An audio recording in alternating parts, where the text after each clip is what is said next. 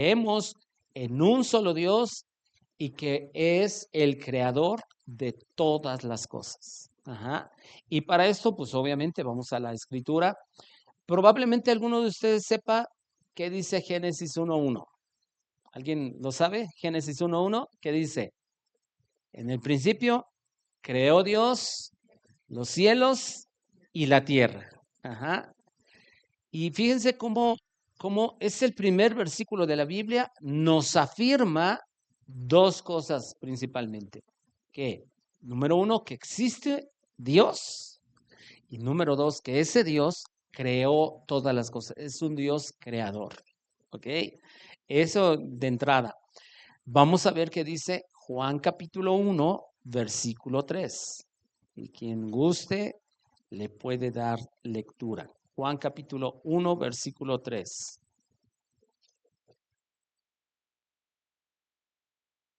Ujú.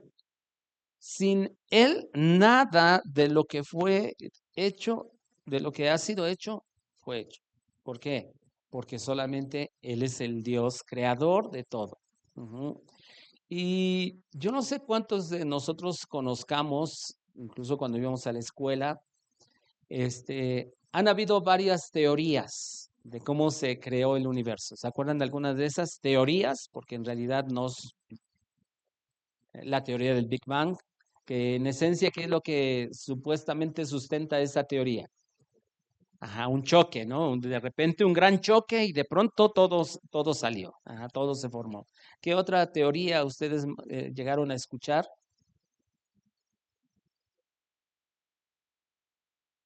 ¿No? ¿Alguien se acuerda?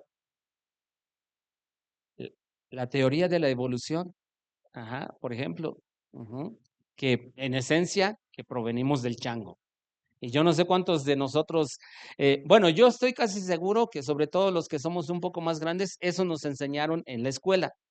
Ya hoy esa teoría está mucho más desvirtuada. Ajá, ya ha sido más desechada, aunque todavía hay personas que de pronto dicen, no, eso sí es cierto, venimos del chango. Y así como que, entonces tu abuelita fue una changa o qué. Pero la Biblia claramente dice que fue Dios quien creó todas las cosas. Fue Dios quien creó todas las cosas. Aún vamos a otro versículo más, Hebreos capítulo 1, versículo 10. El día de hoy son muchos versículos bíblicos. Si usted puede anotarlos, estaría excelente. Si no, pues ponga toda la atención, incluso si trae algo para marcar ahí en su Biblia, sería bueno, porque vuelvo a repetir, estos versículos nos ayudan a defender nuestra fe, a tener una fe sólida en lo que creemos. ¿Quién lo lee? Hebreos 1:10, por favor.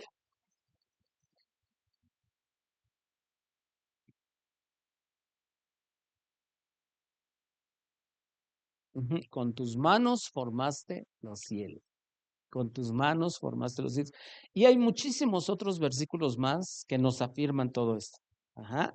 Y empieza Génesis, o sea, desde el Antiguo Testamento hasta el Nuevo Testamento, donde vemos a Dios obrando, creando. Y créanme, yo no sé cuántos de nosotros cuando nos sentamos a admirar la creación, o sea, uno dice es que solo un Dios infinito, grandioso, todopoderoso pudo haber hecho esto. ¿Cuántos de nosotros nos sentimos privilegiados porque vivimos en esta zona? Eh, yo creo que todos, ¿verdad? ¿Qué ha pasado los últimos días en los que de pronto como que llueve, como que esto en los volcanes? Híjole, qué espectáculo tan más precioso, ¿sí o no? O sea, yo les comparto algo. A mí en lo particular no me gusta el tiempo de lluvias. A mí no me gusta que llueva. A mí en lo particular. Y tengo muchos argumentos por qué no me gusta. Y uno de ellos, y se los dejo de tarea, aparte de que no me gusta mojarse, originalmente en el plan de Dios no iba a existir la lluvia. Ajá, todo, dice que subía un vapor y era como, Sí, por eso lo tomaron de a loco. Pero por otras razones más que no me quiero confesar y sacar aquí mis frustraciones de la lluvia, entre ellas tiene que ver con que, sobre todo cuando estoy trabajando a la intemperie, si llueve, no solamente hace que yo me tarde más en estar haciendo lo que estoy haciendo, incluso si estoy echando un piso, no puedo continuar, y bueno, algunas otras cosas más, pero hagamos a un lado mis frustraciones, ¿ok? Pero creemos en un Dios que ha creado todas las cosas. Y lo extraordinario es de que, aunque, por ejemplo, Hebreos 1:10, en esta versión que leyeron, dice que tú con tus manos formaste todas las cosas. Pero en realidad, cuando nosotros meditamos, incluso la creación misma, según precisamente Hebreos 11:3, dice que por medio del poder de la palabra de Dios es que se hizo todo. O sea, ajá, ajá, son obras de tus manos. Pero acuérdense de algo. Dios en realidad no tiene manos. Ajá, exacto. Entonces ahí nos habla del gran poder creador, pero sin ni siquiera tener nada. Eso es lo extraordinario de nuestro Dios. En ese Dios es en el que nosotros creemos.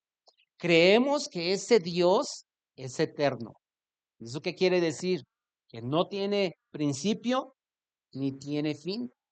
Y otro detalle acerca de esto es de que Él no está atrapado en tiempo y espacio. O sea, nosotros decimos, bueno, ok, si Dios me presta la vida, estaré o haré esto el próximo mes. Para Dios no existe el tiempo. Eso es lo extraordinario. Dice, por ejemplo, el libro de Eclesiastés que lo que fue ya es. Y uno como que no entiende ese tipo de conceptos porque nuestra mente es tan limitada. Pero Dios es eterno, no tiene principio, no tiene fin. Él conoce por ese atributo de que es eterno, eh, es- eh, está ligado con otra serie de atributos de Dios que, por ejemplo, como Él es eterno, es que Él conoce todas las cosas. Todas las cosas. Todos los escenarios posibles, Dios los conoce. Todo. Absolutamente todo. Él, porque es eterno, porque es grandioso, Él es infinito. ¿Y eso qué quiere decir? Que simple y sencillamente no tiene principio, no tiene fin. O sea, su sabiduría es infinita, su santidad es infinita, su poder es infinito. Todo, todo, todos los atributos de Dios permean por ciertos atributos. O sea, no es de que Dios sea más santo que más misericordioso, sino que cuando hablamos que, por ejemplo, su misericordia es infinita, su amor es infinito, su amor es santo. O sea, yo espero que me estén entendiendo. O sea, esa serie de atributos que Dios tiene, porque, ok, Él es un Dios creador, Él es un Dios eterno, Él es un Dios infinito, pero también Él es un Dios perfecto. ¿Eso qué quiere decir? Que nunca de los nunca se ha equivocado, que Él no tiene falla, en Él no hay falla. Ajá. Que Él es también inmutable. ¿Qué quiere decir que es inmutable? Que no cambia, que nunca cambia. Ajá. Que nunca cambia. Sus mandamientos nunca cambian. Nunca, nunca. Que Él es, además, una de las cosas que incluso a nosotros nos cuesta trabajo entender es que Él es incomprensible. ¿Sabían ustedes que Dios es incomprensible? No hay manera de comprender a Dios. Y yo siempre me he preguntado, Dios, ¿por qué? Porque encontramos en Jeremías un versículo en el que dice, mas alábese el que se quiera alabar en esto, en entenderme y en conocerme. O sea, en Jeremías viene ese versículo. Pero la pregunta es, ¿cómo tú me pides, o en este caso, cómo le dijo a Jeremías, que en dado caso, aquel que quiera alabarse en algo, que sea en entenderlo y conocerlo, si Dios es un Dios infinito e incomprensible? Eso quiere decir que nadie lo conoce en su totalidad. Nadie. Ni nadie lo conocerá en su totalidad. Porque, ojo, y esto es importante que nosotros lo tengamos en cuenta, porque algunos creen que cuando lleguemos al cielo lo conoceremos en su plenitud, pero eso no es cierto, eso no es posible. Les voy a decir por qué. Porque en el momento que alguno de nosotros, alguna criatura, conozca todo de Dios, él deja de ser Dios. Entonces, no bastará una eternidad incluso estando con Él y no podremos ni siquiera conocerlo. Eso es extraordinario, hermanos. Él es incomprensible. Y ahí les va otro atributo. Y ahorita me voy a los versículos. Ajá. Pero otro de los atributos es que Él es todopoderoso. ¿Y eso qué quiere decir? Que todo lo puede. Que absolutamente todo lo puede. Y de pronto, aquí es uno de los atributos que yo estoy seguro que todos lo hemos escuchado y todos como que de algún modo entendemos a qué se refiere. Él es todopoderoso. Nada se le puede negar. Él lo que quiere lo hace. Ajá, absolutamente. Otro atributo más. Acuérdense que estamos viendo algunas de las cosas de ese Dios en el cual nosotros creemos. Él es sabio, infinitamente sabio. Cuando nosotros meditamos en la creación, nosotros nos damos cuenta que este atributo es una realidad por donde quiera que nosotros volteemos. ¿Usted ha leído con detenimiento Génesis capítulo 1? ¿Por qué lo primero que dijo Dios sea la luz y fue la luz? Había oscuridad, había un caos, pero antes de que hubiera vida en este planeta, Dios dijo, sea la luz. ¿Y el sol hasta qué día lo hizo?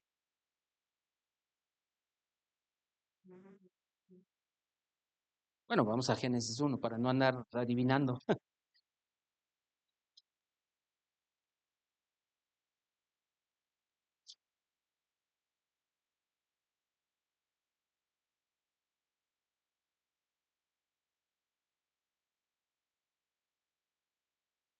¿Ya, ya lo encontraron?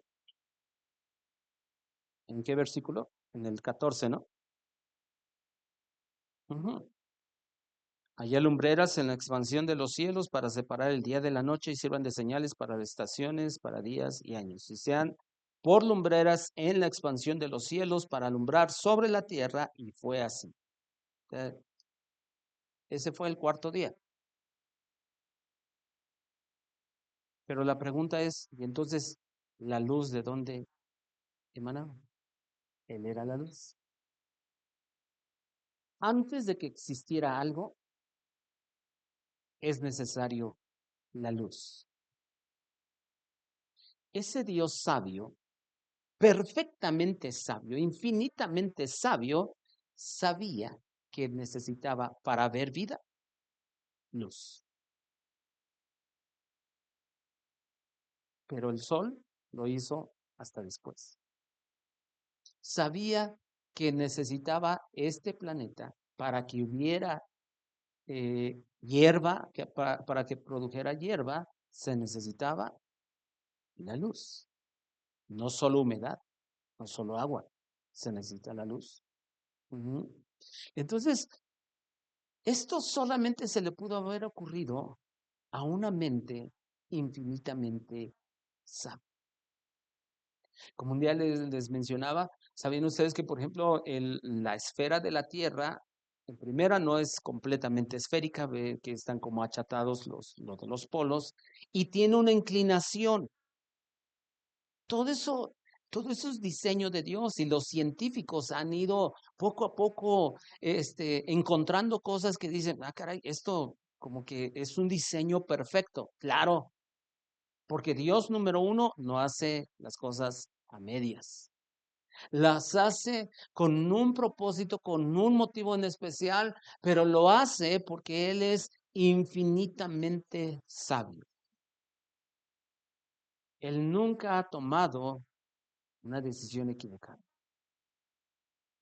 Yo no sé cuántos de nosotros le podamos dar gloria a Dios por eso, pero gloria a Dios por eso, porque Él nunca se ha equivocado. Él, o sea, para nosotros de pronto, en nuestra mente, yo no sé cuántos de nosotros de pronto decimos, ay, ese Adán y Eva, cómo es de que pecaron? Pues, qué cabezones, ¿no? Así pues, se equivocaron eso. Y no creamos que Dios de pronto estaba allá en el cielo y, ay, híjole, estos ya pecaron. ¿Y ahora qué voy a hacer? No, él es absolutamente sabio. Y él ya tenía un plan. Él tenía un plan desde la eternidad pasada, porque él es infinitamente sabio y él nunca se ha equivocado. O sea, cuando Adán y Eva pecan, no está diciendo, híjole, ¿por qué no mandé a otros? No, no, no. Es que Él es absolutamente, infinitamente sabio y además Él es justo, justo. Ahora, hay unos conceptos, hermanos, cuando nos referimos a Dios, que a veces nosotros tenemos un concepto muy humano de esos conceptos o de esas palabras cuando es aplicado a Dios. Porque cuando hablamos de que Dios es justo, a nosotros nos cuesta trabajo entender ese término, que Dios es justo. Porque yo no sé cuántos de nosotros de pronto hemos escuchado a personas, o a lo mejor hasta nosotros lo hayamos dicho, que decimos, yo no sé por qué Dios le dio hijos a esta persona si es así y es así. ¿Alguien ha dicho eso? Para nuestra, o sea, pero no nos damos cuenta de algo, hermanos. Nosotros prácticamente, si estamos diciendo algo así, estamos diciendo Dios es injusto. ¿Por qué le da? Pues porque a él le plació y punto. Pero es que no es justo. ¿Justo según qué? ¿Tu opinión? ¿O justo en el concepto de Dios? Ese Dios creador, sabio, todopoderoso, además es santo, santo. Y tal pareciera que este atributo de que Él es santo, de pronto a muchos de nosotros se nos olvida. Se nos olvida que Él es el testigo presencial de todo acto sobre toda la tierra. Y que a veces cuando nosotros estamos eh, solos, haciendo incluso cosas indebidas, se nos olvida que estamos delante de aquel que todo lo ve, pero que además su misma naturaleza, Él no se tiene que esforzar por ser santo, Él es santo. Usted y yo procuramos vivir en santidad, ¿cierto? Pero Dios no tiene que procurar ser santo, Él es santo. Eso cambia, en definitiva, las cosas. ¿Y por qué digo que a veces no estamos conscientes de su santidad? Porque se nos olvida, número uno, que Él vive dentro de nosotros. Y como Él vive dentro de nosotros, Él escucha todo, ve todo, sabe todas las intenciones de nuestro corazón, aunque aparentemente nosotros no hayamos hecho nada. Pero se nos olvida que estamos delante de un Dios santo, que hace todas las cosas según su propio consejo, según su propia voluntad, y todas las cosas las ha hecho para su gloria, para su gloria. Y hermanos, este concepto de que Dios ha hecho todas las cosas para su gloria, de pronto también pareciera que a nosotros se nos olvida.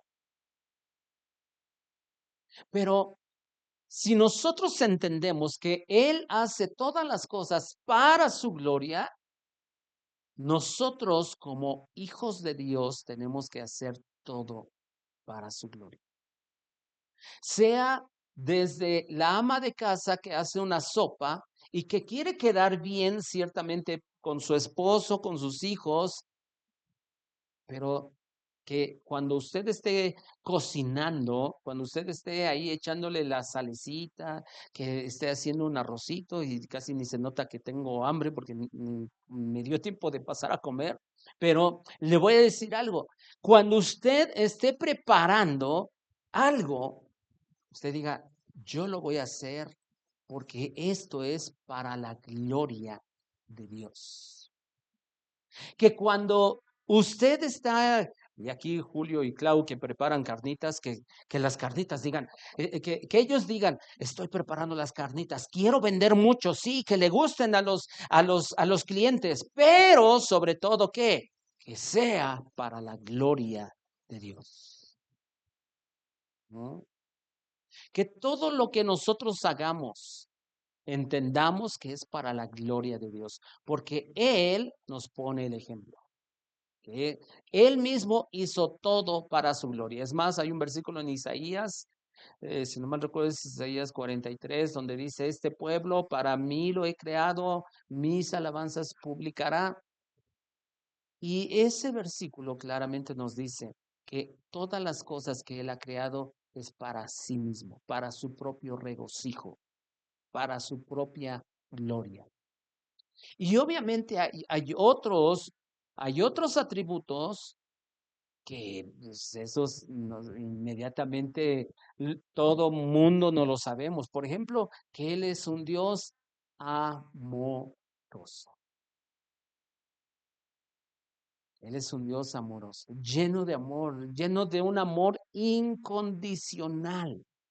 Yo no sé si usted de pronto se ha puesto o se ha detenido de pronto a pensar, ¿por qué Dios me ama si en realidad yo no me merezco su amor? O hay alguien aquí que diga, no, yo soy re bueno, yo sí me merezco el amor de Dios. Alguien aquí eh, tiene ese pensamiento para liberarlo, yo creo, ¿verdad? Pero de verdad, hermanos, yo creo que todos estamos conscientes que no nos merecemos su amor, no nos merecemos su misericordia. No nos merecemos su gracia. Y ese amor, esa gracia, esa misericordia son infinitas. Jeremías dice, con amor eterno te he amado. Y lo extraordinario es que no termina ahí el versículo. Dice, por lo tanto, te prolongué mi misericordia. Wow, amor y misericordia. Y vuelvo a repetir, son de los atributos que todo mundo decimos, amén, aleluya. Pero su amor es incomprensible, hermanos. Su misericordia es incomprensible. Su gracia es incomprensible. Su gracia es derramada sobre nuestra vida cuando nosotros no la merecemos. Dice Efesios capítulo 2, versículos 8 y 9, porque por gracia sois salvos.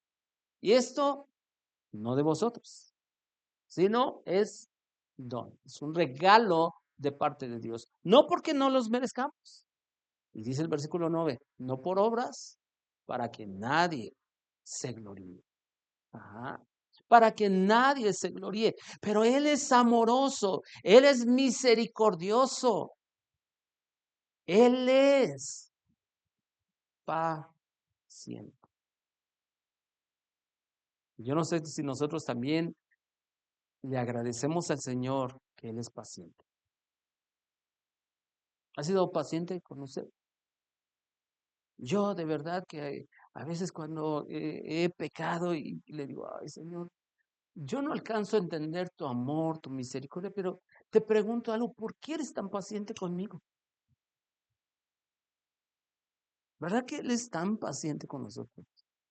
Él está, yo de pronto pienso, digo, ha de decir el Señor, ay, otra vez, pero Él derrama su gracia para que nosotros sigamos adelante y podamos seguir adelante. Pero dentro de esos atributos y de esa naturaleza que Dios tiene es que odia el pecado. ¿Por qué? Porque Él es justo y Él es santo. Él odia el pecado y que nunca tendrá por inocente al que es culpable.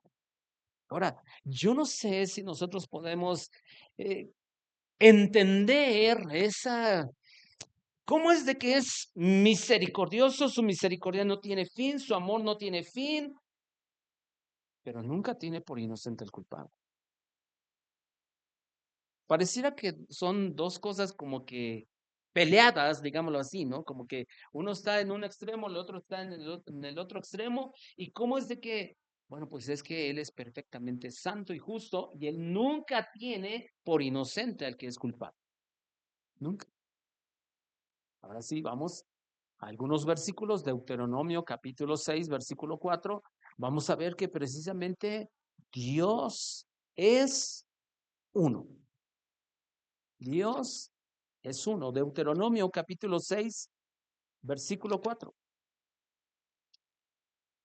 Alguien que lo lea, por favor. Ajá, por favor.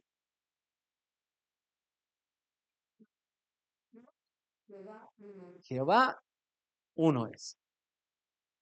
Nosotros no creemos en muchos dioses, pero algunos dirán, porque por ejemplo los testigos de Jehová, pero es que ustedes creen en la Trinidad. Eso quiere decir que ustedes creen en tres dioses. No, no, es que no entiendes el concepto Trinidad. Es un solo Dios, pero son tres personas que coexisten. Y es un misterio, les voy a decir por qué. Porque nosotros no alcanzamos a entender, o sea, es clara la doctrina de la Trinidad, pero aún para nuestra mente es difícil entender. Pues es uno, pero son tres. Pero no quiere decir que son tres dioses. O sea, pero de pronto a nosotros nos puede costar trabajo aún entender esto. Job capítulo 11, versículo 7. Job 11, 7.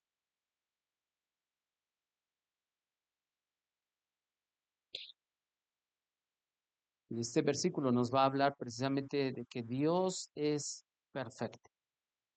¿Quién lo lee?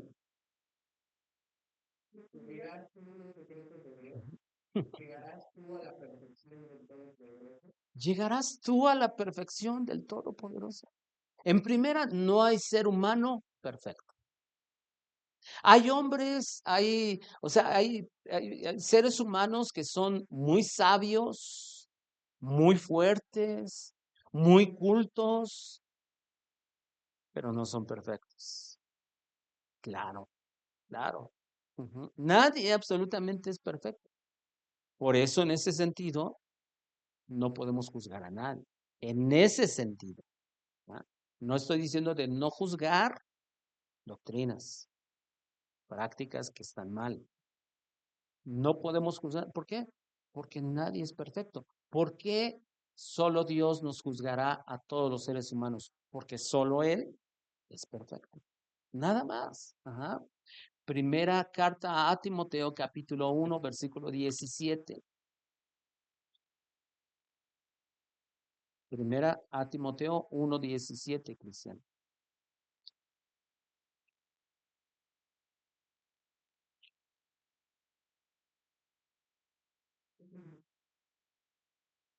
Este versículo siempre me ha gustado tanto.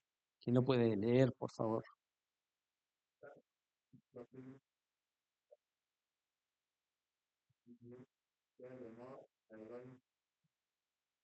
Amén. A Él sea la gloria por los siglos de los siglos. Al único y sabio Dios. A ese Dios perfectamente sabio, infinitamente sabio. Él es el que se merece honra y gloria por siempre. Y aquí viene otro atributo que es inmortal e invisible. Ujú. Inmortal e invisible. Otro más, Santiago capítulo 1, versículo 17. Este tiene que ver con que Dios es inmutable. Santiago 1, 17.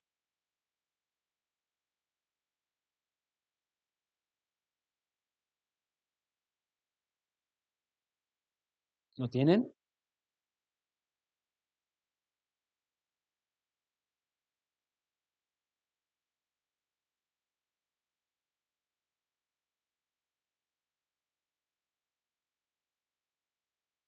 Él nunca cambia. ¿Y cuántos le damos gracias a Dios que Él nunca cambia? Porque no es como muchos de nosotros que de pronto nos levantamos un día de buenas y a todo mundo amamos y a todo mundo le sonreímos, pero al siguiente día estamos que ni nosotros nos soportamos. No,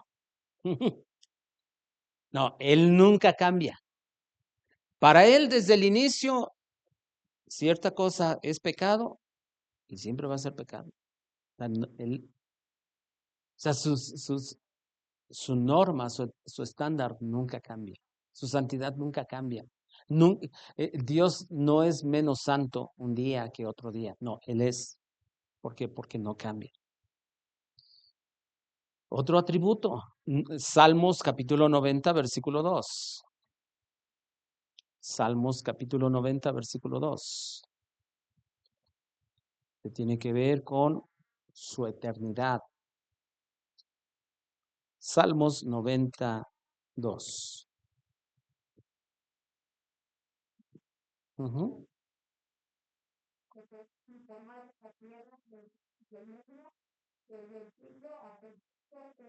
Ajá. Desde el siglo. ¿Cuál siglo? Está hablando de toda la eternidad pasada y hasta el siglo, la eternidad futura. Dice, tú eres Dios. Eres un Dios eterno. Un Dios eterno, absoluto. Apocalipsis capítulo 4, versículo 8. Apocalipsis capítulo 4, versículo 8. Hermanos, para mí ha sido siempre un gusto estudiar, repasar, seguir aprendiendo sobre los atributos de Dios. Siempre y créanme, a mí en lo personal, a mí me cambió la perspectiva de quién es Dios cuando hace cerca de 10 años empecé a estudiar los atributos de Dios. Eso me cambió por completo la perspectiva de quién es Dios.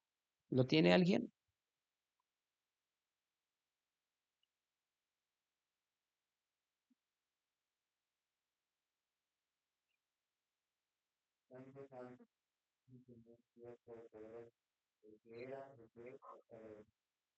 Santo, santo, santo. Pero fíjese cómo también vienen otros atributos en ese versículo, porque dice Dios Todopoderoso, el que era, el que es y el que ha de venir, el Dios eterno. Ajá. El Dios Santo, el Dios, híjole. Romanos capítulo 16, versículo 27. Romanos 16, 27.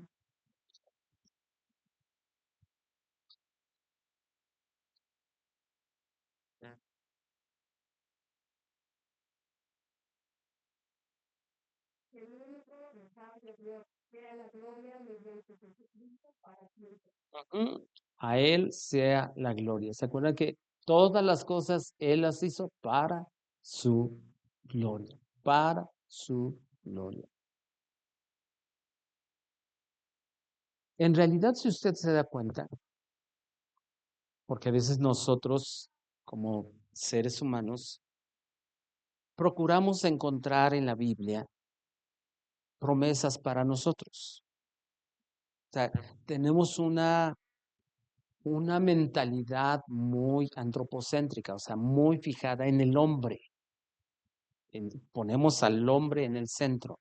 A ver qué es lo que Dios me dice, me promete, me puede hacer por mí.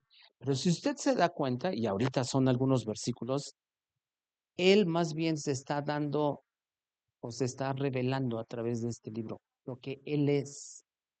Y Él lo hizo así para que la Biblia, o sea, que el ser humano conozca a su creador. Pero desafortunadamente, en el último tiempo, la iglesia ha procurado como que fijar toda la atención en el hombre. ¿Qué es lo que Dios puede hacer por mí? Ay, es que yo vengo para que Dios me sane. Bueno, Él sana, sí, sí sana, pero no es el propósito. Cuando venimos y nos reunimos aquí es para exaltarlo a Él, para aprender de Él. Ujú. No es para que yo sienta bonito. Ay, es que no sentí nada en el tiempo. Fui al culto y no sentí nada. No, no es para que sientas. Ay, es que la alabanza no me gustó. Pues es que no, la alabanza no es para ti, es para Él. Ajá. O sea, pero nosotros a veces estamos tan centrados en nosotros, en los seres humanos. ¿Ah? Ay, es que no, es que nosotros nos debemos de ocupar que el culto le agrade a Él, le traiga gloria a Él. No es de que brille un hombre, no es de que brille el predicador, no es de que brille el que dirigió, no es que brillen los músicos, no es que brille fulano, sultano, ni siquiera el que hace la comida, que la haga bien rica. O sea, no, el que tiene que brillar es Jesús, el que tiene que brillar es Dios. ¿No? Pero les voy a repetir, de pronto algunos de nosotros tenemos la mirada muy puesta en el hombre. Ajá. Pero este libro testifica de ese Dios que se merece la gloria y la honra. Ujú. Hay otros versículos más, pero quiero avanzar un poquito más. Todas las cosas están abiertas y manifiestas ante su presencia. No hay nada que se pueda esconder de Dios. No hay nada que pueda ocultarse de Él. Vamos a Salmos capítulo 139, versículo 7 al 12. Salmos 139, versículos 7 al 12. Porque hay personas que piensan que se pueden ocultar de Dios, pero no es así. Fíjense, versículo 7. ¿A dónde me iré de tu espíritu? Él hace una pregunta, el salmista. Y luego hace otra pregunta. ¿Y a dónde huiré de tu presencia? Y fíjense, él empieza con estos cuestionamientos. Sí. Versículo 8 dice, si subiere a los cielos, ¿qué? Ahí estás tú.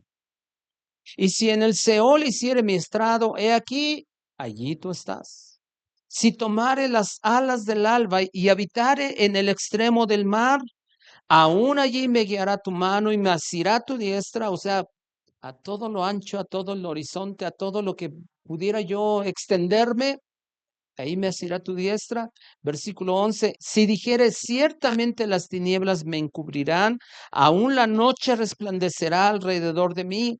Aún las tinieblas no encubren de ti y la noche resplandece como el día. Lo mismo te son las tinieblas que la luz. ¿Por qué? Pues porque Él todo lo ve, todo lo sabe. Algunos piensan que por hacer maldades en la noche, cuando nadie se... Es que Dios, ahí está, ahí está. Y eso me recuerda cuando de pronto yo jugaba con mis hijos a las escondidas, ellos estaban chiquitos, según ellos se escondían y luego yo estaba enfrente de ellos. Y así como que, ¿de quién te escondes? Yo estoy aquí. Pues casi, casi así queremos hacer con Dios. Y vamos, nos escondemos y Dios así como que viéndonos y como que riéndose de nosotros. ¿A dónde te puedes ir? Que yo no pueda verte. Ujú. Y luego dice, el versículo 13, porque tú formaste mis entrañas, tú me hiciste en el vientre de mi madre, te alabaré porque formidables, maravillosas son tus obras, estoy maravillado. Estoy maravillado. Ujú. Ese Dios creador, santo, sabio, tiene un conocimiento que es infalible e infinito. Conoce todo lo posible. No hay nadie que le informe algo porque él no lo sabe. ¿Se acuerdan que incluso, por ejemplo, Juan, el Evangelio de Juan, ahora que lo estamos estudiando, yo no sé si usted se ha dado cuenta, pero hay varios versículos en el que nos testifican eso. Por ejemplo, Juan capítulo 2, donde, casi al final, donde dice que no había necesidad que alguien le dijera, dice, porque él sabía lo que había en el corazón de los hombres. Los, los fariseos estaban aquí murmurando en contra de Jesús y Jesús ya lo sabía, ¿sí o no? Y les contestaban. Imagínense, o sea, eso ha de haber sido como un cortocircuito para los fariseos, ¿no? Para los religiosos. Nosotros estábamos aquí y él ya nos contestó. Pero lo extraordinario es como dice incluso este Salmo 139, donde dice,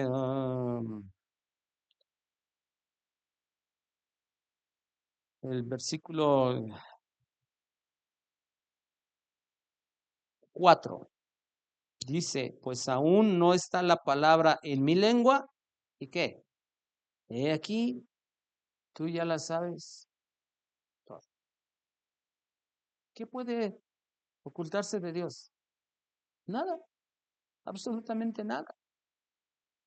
Creemos en ese Dios que tiene un conocimiento infalible, infinito, que conoce absolutamente a todos los seres humanos en toda la historia de la humanidad, pero también creemos, como lo cantamos hace un rato, creemos en ese Dios trino, en la Santísima Trinidad, Dios en tres personas, que es un misterio que nuestra mente no alcanza a comprender, pero Dios, sabemos que está Dios Padre, Dios Hijo, Dios Espíritu Santo.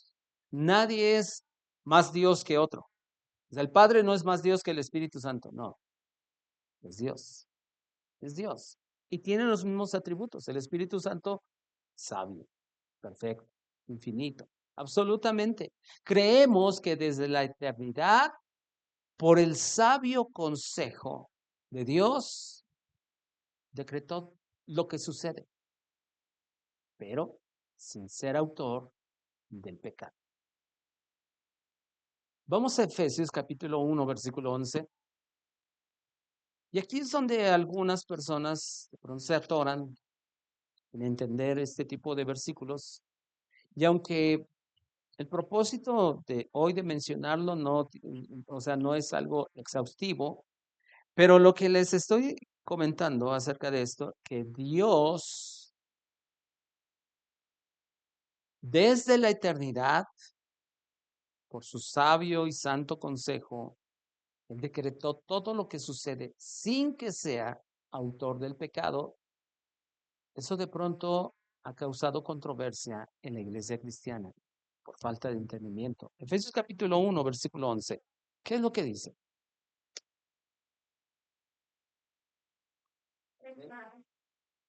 Ujú.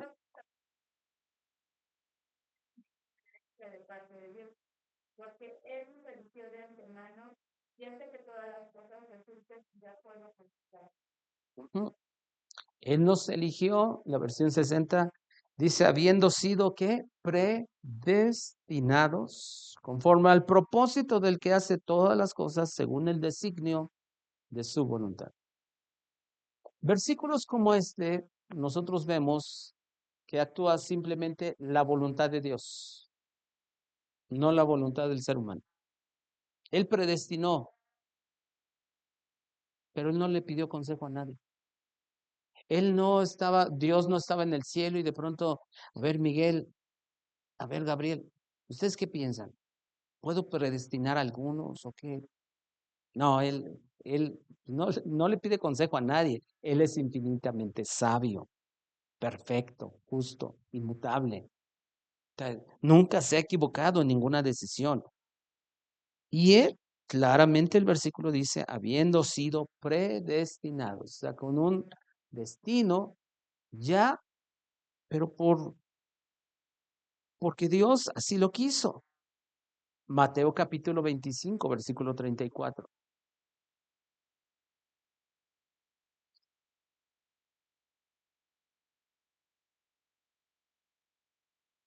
Estos días que estaba preparando esto, me llamó tanto la atención este versículo. Mateo 25, 34. Alguien que lo lea.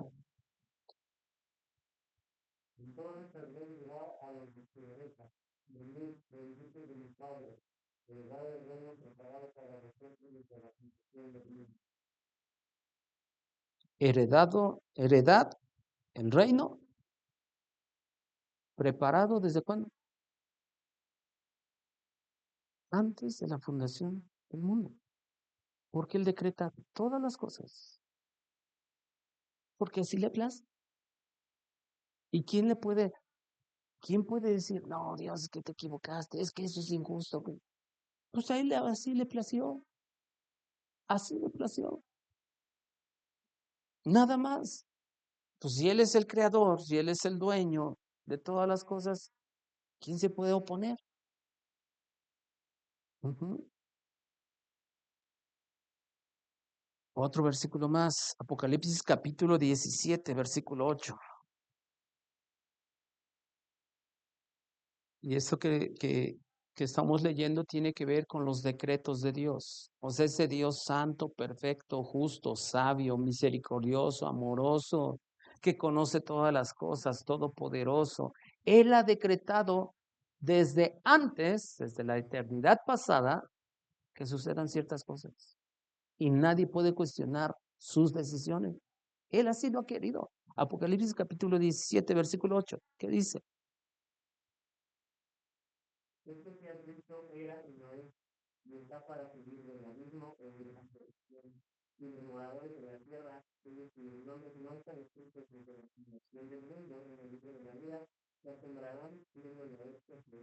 Ujú.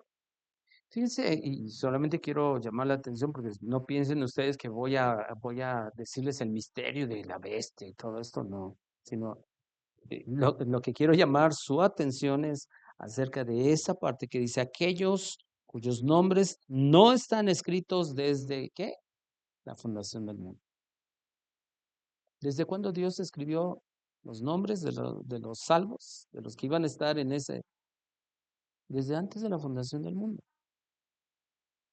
Lo que pasa es que nosotros, como hace un rato les mencionaba, tenemos unos conceptos equivocados. Nosotros de pronto pensamos, tenemos que salir a evangelizar y entonces le decimos a alguien, no, es que tienes que recibir a Jesús en tu corazón. ¿Quieres hacerlo? Sí. Y nosotros pensamos que Dios, entonces allá en el cielo, toma su libretita o el libro de la vida y de pronto, ya recibió, pues lo voy a anotar. No, es que no es así. La Biblia dice otra cosa, completamente diferente. Ujú. ¿Por qué? Porque ese Dios soberano, santo, perfecto, infinito, Él así decidió desde antes. Él lo decretó desde antes. Ahora, ojo, cuando me refiero que decretó, Él es el único que puede decretar las cosas. Ajá. Nosotros no. Bueno, tú puedes decretar lo que quieras, pero no va a pasar nada. Pero Él sí. ¿Por qué? Porque tiene todo el poder. Ajá. Él tiene todo el poder. Ajá. Hechos capítulo 2 versículo 23.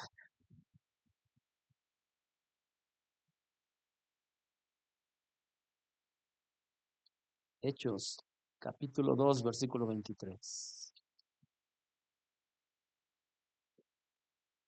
¿Quién más lo puede leer, por favor?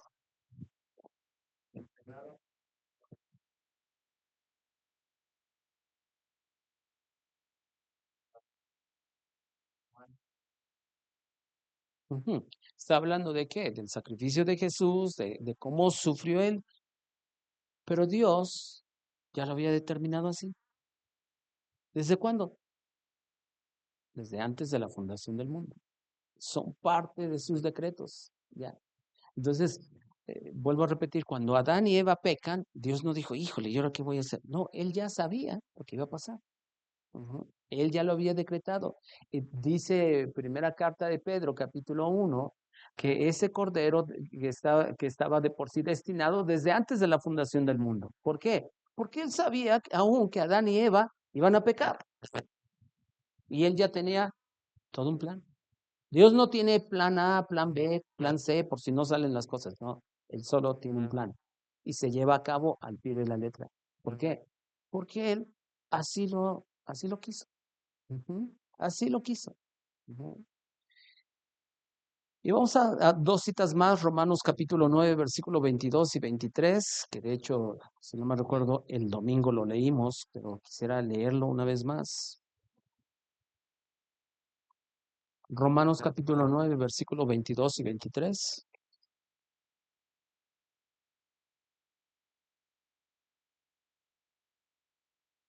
De la misma manera, aunque Dios tiene el derecho de mostrar su enojo y su poder, Él es impaciente con aquellos que son de su enojo, los que están destinados para la destrucción. Lo hace para que las riquezas de su gloria brillen con mucho más intensidad sobre aquellos a quienes les tiene misericordia. Los preparó de antemano para su gloria. Y fíjense cómo esa versión dice que los destinó desde antes. Desde antes.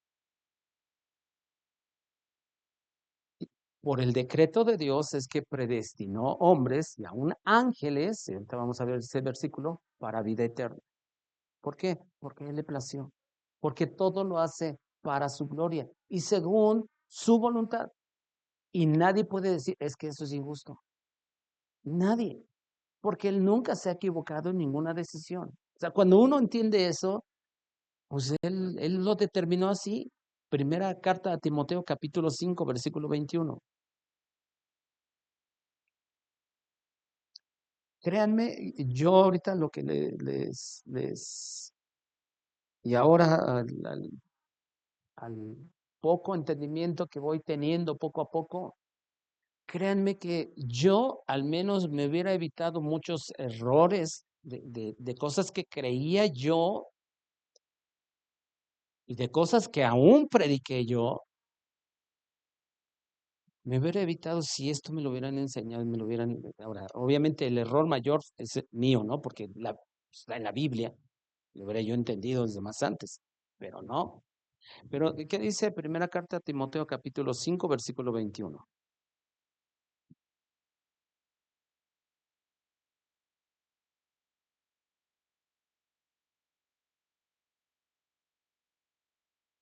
No haciendo nada con parcialidad, pero dice, o sea, Pablo le está diciendo a Timoteo, le está dando algunas instrucciones y le está poniendo peso a esto. Dice, te encarezco delante de Jesucristo y de sus ángeles, pero no cualquier ángel, de sus ángeles escogidos.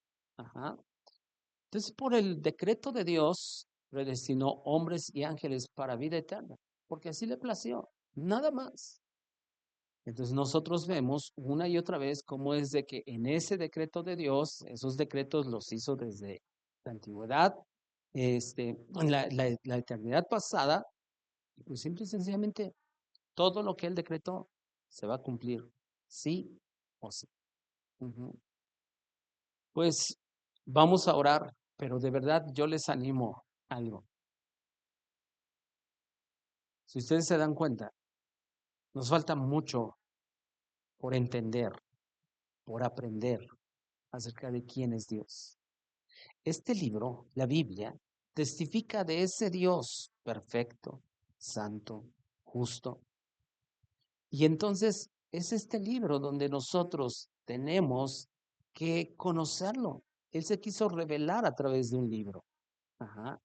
Obviamente se revela a través de la creación, pero ni modo que yo le pregunte a un monte, oye, mm, ¿tú qué, Dios qué piensa acerca de esto? Pues el monte no me va a decir nada. El monte me está testificando de ese Dios creador. Pero la Biblia me testifica qué es lo que Dios piensa acerca de cada cosa, acerca del pecado, acerca de la maldad, acerca de la justicia, o sea, acerca de todo. Este libro me testifica de ese Dios. Por eso les animaré una y otra vez. Leamos la Biblia, leamos la Biblia, leamos la Biblia. En la medida que yo conozco más la Biblia, conozco más a ese Dios perfecto. Ujú. Vamos a orar. Padre, te damos gracias por tu amor y fidelidad. Gracias, Señor, porque nos queda tanto, pero tanto por aprender acerca de quién eres tú. Señor, permítenos, oh Dios, cada día tener un deseo mayor por conocerte, oh Dios. Algunos de nosotros tal vez estamos más ocupados, Señor, en otras cosas. Incluso tal vez en tener logros o reconocimiento aquí en el mundo, aquí en la tierra. Señor, pero es tu palabra, Señor, la Biblia nos dice que si en algo alguien se podría alabar, es en entenderte y conocerte. Señor, todos los que estamos aquí te necesitamos tanto. Tenemos una capacidad tan limitada para entender y por eso necesitamos de la guía de tu Espíritu Santo. Necesitamos tanto de la guía del Espíritu Santo en nuestra vida para poder vivir de una manera agradable delante de ti. Incluso, Dios, para poder entender los misterios que hasta ahora no lo hemos entendido. Pone en nosotros un deseo mayor por conocerte, por estudiar tu palabra, por estar cada día, oh Dios, cada día, estando sentado a tus pies, Señor, para conocerte, exaltarte, Señor, glorificar tu nombre. Queremos conocerte, amarte, obedecerte, servirte, Señor, con todas nuestras fuerzas. Te damos a ti la alabanza y el honor. Te pedimos que tú nos lleves con bien hasta nuestras casas, que nos ayudes, Señor. Ayúdanos, Dios. Te lo suplicamos en el nombre de Dios.